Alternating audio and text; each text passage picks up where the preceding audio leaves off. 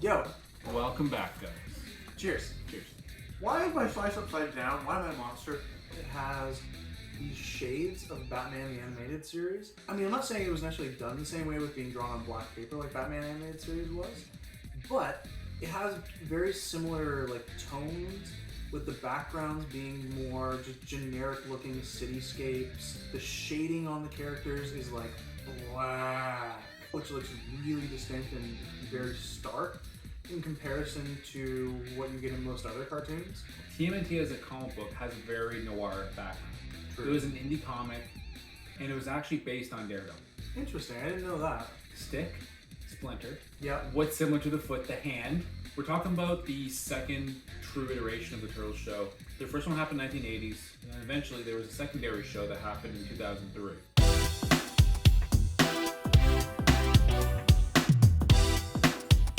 The Purple Dragons show up. That's how they start off the episode, of them fighting the Purple Dragons. Then like, hey, let's just go back a little bit. I wonder how we got in this situation. Back then it was done often. Yeah. Because you're like, okay, here's the action. No, but let's just go before that is what happened before the action. So that you can reset, discover the characters, especially for characters like the Ninja Turtles, where you may not necessarily really need to be introduced to them because you may already know them. When they start out, Splinter's trying to get them to basically put out the candle without being caught. Thank you for bringing this up, by the way, because I totally forgot about this scene. Donatello and Mike are about the same, as always. Yeah. And then Raphael was a little bit better. He tried harder, but he still couldn't get it. Then, of course, Leonardo is hanging from the ceiling, drops down, grabs it, and it's like, okay, yeah, but the whole thing was to put it out without being caught. Splinter clearly sees him and he goes, he got caught! Which I think he even said perfect. Splinter just beat them. It wasn't like he couldn't blow it out. Also, I also like the fact that April O'Neil isn't even mentioned yet. Yeah, which is good. Which is good, because it makes it focus on the turtles, not April O'Neil. The rat catchers come in. They just kind of try to kidnap Splinter because he's a big rat. How'd a rat catcher get me? Cave-in happens and knocks Cave-in him. happens and knocks him away. I like the fact that the turtles don't like going to the surface very often, or ever. After Wrath has done some serious ninja maneuvers, flipping around everyone that's there on the outside world. This is something I actually liked about, because they made the Purple Dragon, who weren't in the original show, Yeah. now important. So it kind of made sense, because the Foot should have like a gang that's on the road, like on the streets. Yeah. That isn't the Foot Clan. Purple Dragons have their vehicle. Raph is trying to move the truck Yes. away from the Yes. manhole. And then he jumps in to hide. And Donatello's just like, what happened to padlocks? Like, it's crazy. He's like, don't worry, I got this.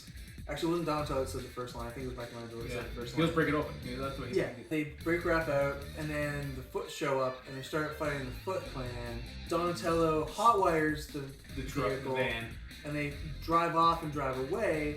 And then, one of my favorite parts in the entire episode, they find some cops, and they just take the money that the Blue Dragons had stolen previously and throw it and say, take care of this money, will you guys? one of the cops who's newer and younger, basically just says, Did you see that? Some little green men in an armored car just threw a bunch of money at us. and then, my favorite line, the older cop goes, Rookie. And then also, that van eventually, I believe, becomes the turtle van. it's the right size. And then, so they eventually work their way back down, they get down, they meet Splinter, who's fought off a bunch of other rat catchers. Wait, sorry. No, they're called Mousers. However, in the original cartoon show, though, Raph was the funny one. I didn't know that Raph was the funny one in the original series. Because they actually make it more like how it should be in the original TMNT movie, Yeah. which is also more similar to the comic books. They meet back up with Splinter after their joyride, who finds this awesome subterranean shrine almost. Well, because he got like everything destroyed by the Mousers and he fell down into it. And so the turtles are all excited about it. Donnie's like, oh, I can get this place out real good. And that's kind of how No, then eventually we go to the Foot Clans. Oh, of course, yeah. Yeah. You have to have the tail end sets up. Although I am a little bit disappointed pizza wasn't brought up into this episode, especially considering they have so many commercial breaks.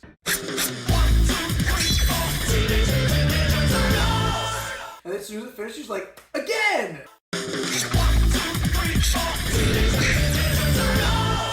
But it makes you definitely feel nostalgic because you're like, 100%. oh, I remember commercial breaks. kids nowadays have no idea what commercial breaks are. Also, totally different from the Go Ninja, Go from the movies. Fits the vibe of the Turtles just the same.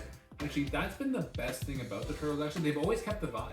If you have the mindset of going in to watch something that is of its era, late 90s, early 2000s, it holds up phenomenally well. Because Teenage Mutant Ninja Turtles is always so associated with the time it comes out, I find. Correct. It's one of the more malleable series that exists. Good for its time with an asterisk because it's well done. The 2003 TMNT show, in my opinion, is the best one. Hands down, it does the best lore. I think it's timeless if you take away those weird commercial breaks. I'm leaning more towards timeless, but I don't quite want to put it there. But you wouldn't call it wacky, would you? No, not at all. Maybe it's a little too wacky. Next week, guys, we talk Animaniacs. It's time for Animaniacs, and we're Zany to the max. So sit back and relax